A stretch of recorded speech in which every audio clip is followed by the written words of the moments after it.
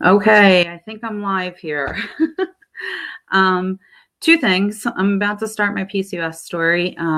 However, please excuse the outrageous makeup I have on. I just allowed my nieces to give me a makeover.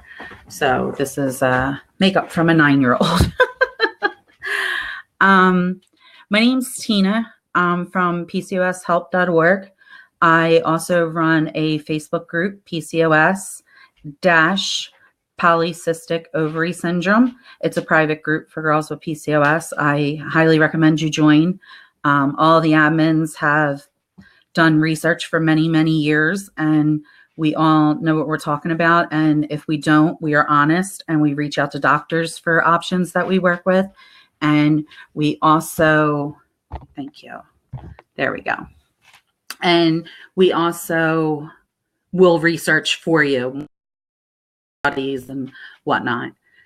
So I just wanted to give you that information so that you can join if you want. And also, please visit my website. It's about to relaunch by the end of January. So we'll be giving you lots of help there. All the help will be free. All the programs will be free. So that's that. Now let me go on to my story. I was diagnosed, I'm 38 years old currently. I was diagnosed when I was 21. My issues started right after I got my first period when I was 12 years old.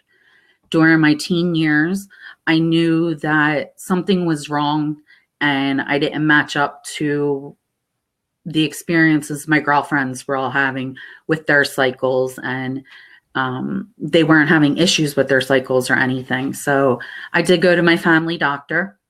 He did lots of blood work. My levels were all off, including my thyroid, and he wrote it off to my age and told my mom that there was nothing to worry about. He didn't want me on thyroid medicine then because, I quote, he said that I'd be on it for the rest of my life. He didn't recommend a health eating plan or anything. My junior year of high school, I gained 40 pounds.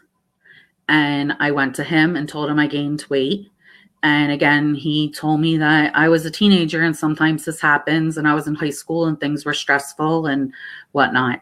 Again, didn't recommend an eating plan, didn't give me any more information. So we're going back 20 years now, because I was a teenager at the time and the internet wasn't around, so I couldn't do the research on my own. I did do what I could at a library at the time, and nothing came up to me. There probably was PCOS books out at the time, but I didn't know what to look for. So I struggled my teen years feeling alone, feeling trapped in my own body, and had nobody to turn to because the doctor I turned to kept telling me nothing was wrong. I continued from my junior year of high school till I was 20 years old with the same doctor because I didn't know any better. He had the white lab coat, so you follow what they say, right? So I did. And again, even though I knew something was wrong because he said there wasn't, I was like, okay. I started to exclude myself from things with my friends in high school and dropped out of activities because, again, I knew something was wrong and I was different and I couldn't figure out why.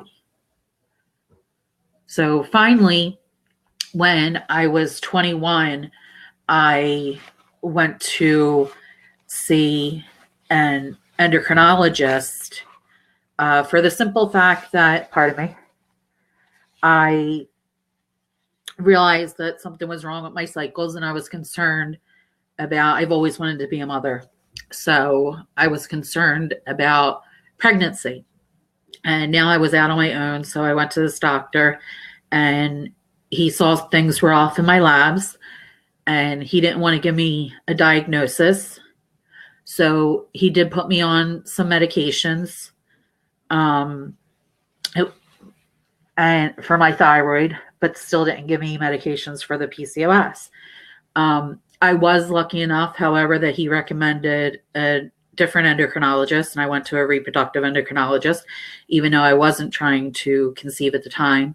And that's where I got my PCOS diagnosis. I left there with, again, no information about it other than take these meds and everything will be better.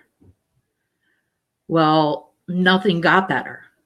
So I went back to them and they were like, well, you have to give it time. Okay, fine, I'll give it time.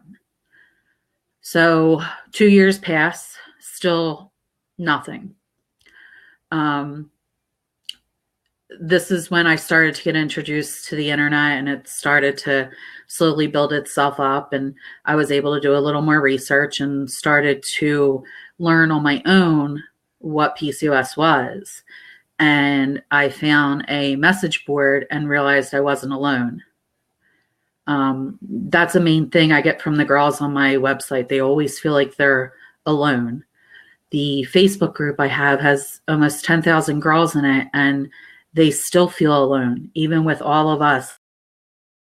I'm sorry, I apologize for my tissue. I have a cold going on too, but I wanted to make sure I got this video up. So now I'm 26 years old and I start hopping around from doctor to doctor. And my first question is, and it's still my first question, it's what I recommend all girls saying, no matter what doctor they're going to, whether it's a GYN, a family practitioner, a women's primary doctor, endocrinologist. My first question is always, can you explain what PCOS is? And if they can't, I leave the office. And I started doing that. I started standing up for myself. And I realized that, you know what, in the long run, I'm paying these doctors. My insurance was paying them. I was paying my copays. And I realized that how important it is to find a good healthcare provider. So I finally got with another doctor. And again, my first question was, can you explain PCOS? And that doctor went into such detail that I was in awe and I was so happy. And so he put me on a regimen of metformin and adjusted my thyroid medicine again and did more in-depth tests and did ultrasounds and everything. And I was typical PCOS. I had the excess hair growth.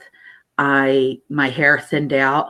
That started my junior year of high school. I used to not be able to put a brush through my hair. It was so thick. By the time I was 26, my hair completely thinned out. You can say I keep it short to keep the spots and keep body and volume in my hair, which I highly recommend to anybody. I know it's hard to cut your hair, but it does help. It helps with breakage. It helps with a lot. It gave me more confidence that it wasn't just dragging and breaking and blah. So this doctor put me on the metformin, and that's when I decided that I was ready to have kids. So I started seeing the reproductive endocrinologist, and he upped my metformin dose because I wasn't on enough. And again, we adjusted my thyroid because my thyroid levels had jumped around so bad. So we did that, and then instantly told me I should do IVF. So being naive and 26 years old, I got help from my parents and dipped into everything I had, started living penny to penny. And without getting myself healthy, because I still wasn't told this at the time, I was just told to take the medicines, and went into IVF. I had 3 failed cycles within a year, and it put me into a Great Depression. This is when my depression really hit. I definitely had it when I was a teenager, but after the 3 failed cycles, it hit. I spent the next year, again, living alone, pushing everybody off, everything, refused to go to the doctors, again, felt completely alone. at this time, I am now 27, 28 years old. I was like, forget this. I got to do this for myself. I have to be my own advocate. My family still didn't understand it. They still argue over it to this day because my dad blames my mom for not taking me to the proper doctors when I was a kid. But again, there was nothing we can do. You go into the doctor, they have a lab coat, and you listen to them. I didn't know at that time to be my own advocate and stand up for myself. So I started to do my own research.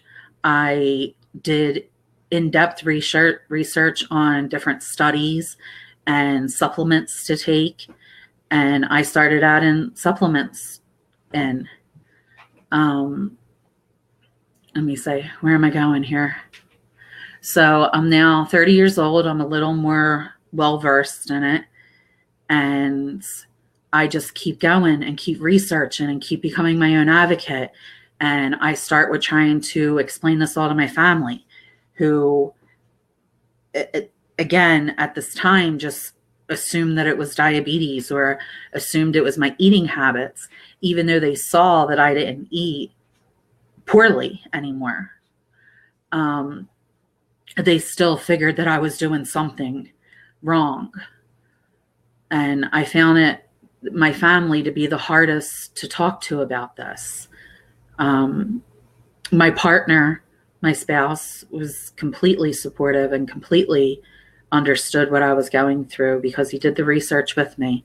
And I think that's important. It's important to show everybody the research you're doing and show them what PCOS is. Take them to the websites, take them to my website, take them to PCOS Challenge. They have so many information there. Sasha is amazing. Reach out to the doctors that you know. Search for them on Facebook. Search for them on Twitter. When I was 30 is when I really got involved and needed to be my own advocate. So I was helping myself and I got myself healthy. I got my cycles regular. I got to the right doctors and got my medications. I got my supplements correct for myself. I stood up for myself to these doctors. I stood up for myself to my family and explained to them what it is. I gave them all the documentation so they can understand, which is important because family is very hard to be willing to understand PCOS. And I get that from a lot of girls. My top third question from girls is, how do I talk to my partner? How do I talk to my family? And the best thing you can do, honestly, is tell them the truth. Tell them what you're going through. Give them the breakdown. Sit with them. Go on these websites or give them the links. Let them go themselves. Take them to a doctor's appointment with you. Be your own advocate. Sometimes you have to drive to get to the right doctors. So I was treating myself for 5 years, and then I came to find an amazing doctor in Philadelphia named Dr. Catherine Sharif. She's out of Jefferson University Hospital. And I went to her and she knew everything and instantly came up with a game plan that I was okay with. She didn't try and push birth control down my throat. She didn't try and do anything that I wasn't in agreement with. She explained different eating habits for me. She explained some of the studies that I had taken to her that I just couldn't figure out.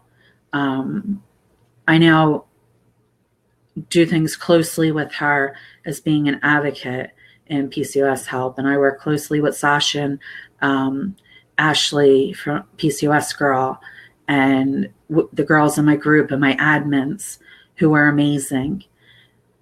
And it all comes down to being your own advocate. I know I keep saying that over and over again, but you have to. There's so many resources out there now. My biggest thing is I hate hearing from girls that they don't know what to do, and they don't have any support or help. You have to fight for that support and help. You have to do it. It affects you. It's affecting your family. It affects your spouse. To this date, I have had a total of 6 failed IVF cycles, 3 failed IUIs, but I've learned that I can't give up, because if I give up, how can I be an advocate for others? So I learned that I had to stay strong. I've built an amazing support system behind me. I have my amazing husband. I have my mother. I have 2 doctors that I reach out to. I have Sasha from PCOS Help. And the support system is so important. You can't do this on your own. You have to build a support system. You have to find the right doctor. And you can't give up. Don't give up. None of us can give up. You aren't in this alone. We're all here for you. And we'll always support you. And I know a lot of girls don't like to talk about it because everybody thinks it's an infertility issue. Okay, it does affect your fertility. But you know what? That's a symptom of a symptom. PCOS is an endocrine disorder. And you can't just fight your ovaries. You have to fight the source. You have to fight against the endocrine system, whether that's with supplements, medications, diet, and just learning your own body. I keep saying supplements, and I want to throw in there a warning. Don't just start taking supplements because somebody else suggested it, because you can wind up hurting your body more. You have to take your supplements based off of your labs. You have to give them time to work. You can only add one at a time to make sure you know what your body's adjusting to. And this is where the support comes from. This is where the advice comes from. There's another doctor out of the University of Penn, Dr. Dokes. She is a beautiful, wonderful woman. She runs the PCOS resource center there. She's currently doing a study. Please reach out to me about the study if you would like to be involved in that. Everything's free to you. It's 6 months long. What else can I advise you on and tell you about? Even with all this fight and everything, the depression and the anxiety still attacks me. And when it does, I want to give up. I still, when that happens, struggle to take my supplements because I'm like, I don't want to. What's the difference? What the thing? And then I get reminded by my support system how important it is. And then, the girls who reach out to me, I realize how important it is for me to stay strong, because I need to be strong for you. And it helps. It helps a lot. So I highly, highly suggest getting a good support system. I know I've said that over and over again, but it's so important.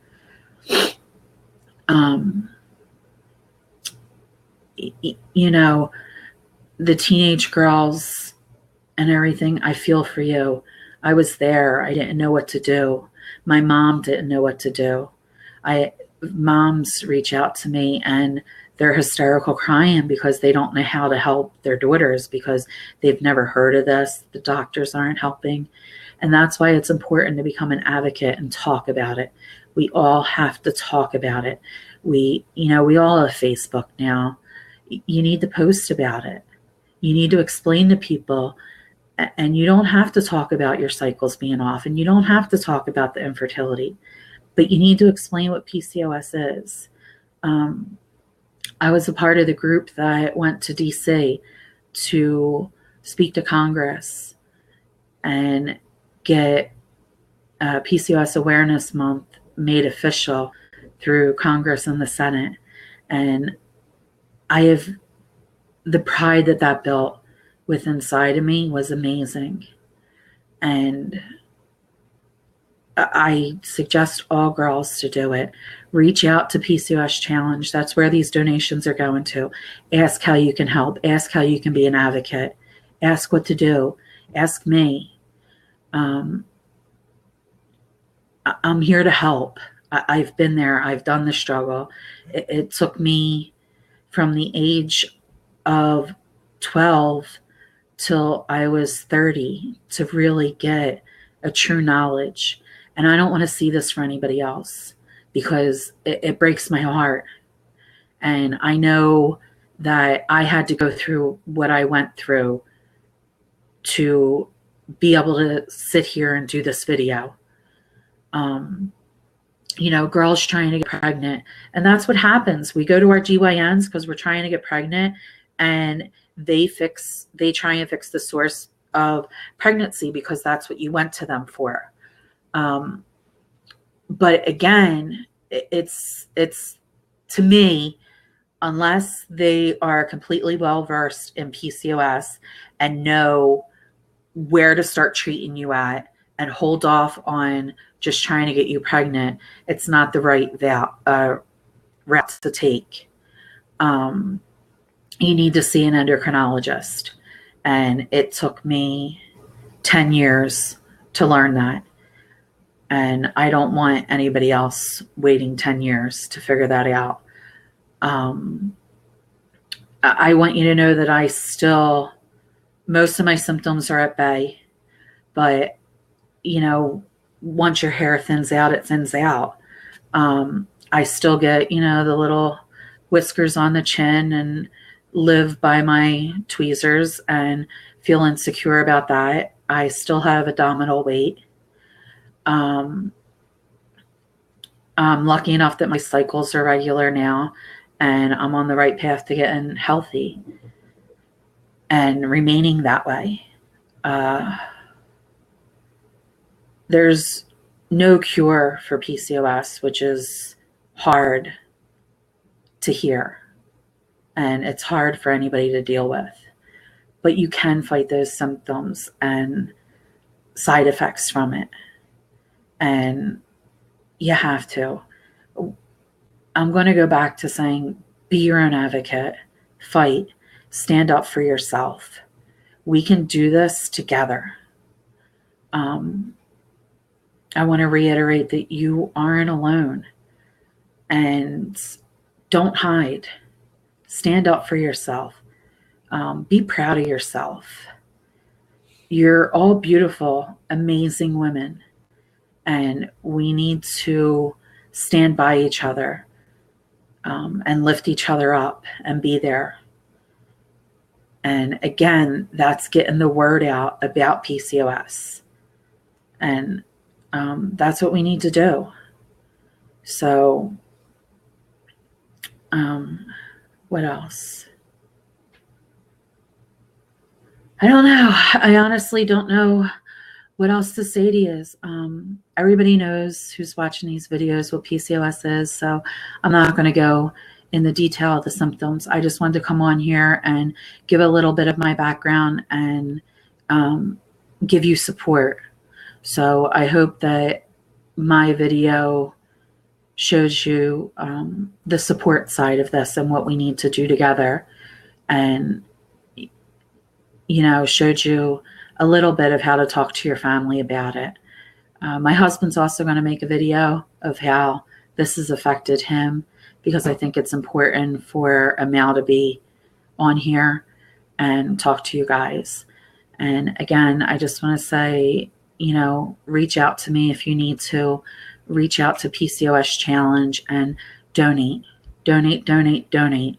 Every dollar counts, even if it's the littlest amount. Everything that you can give counts. Don't buy your coffee tomorrow. Give that $2 to PCOS Challenge. I can't stress that enough.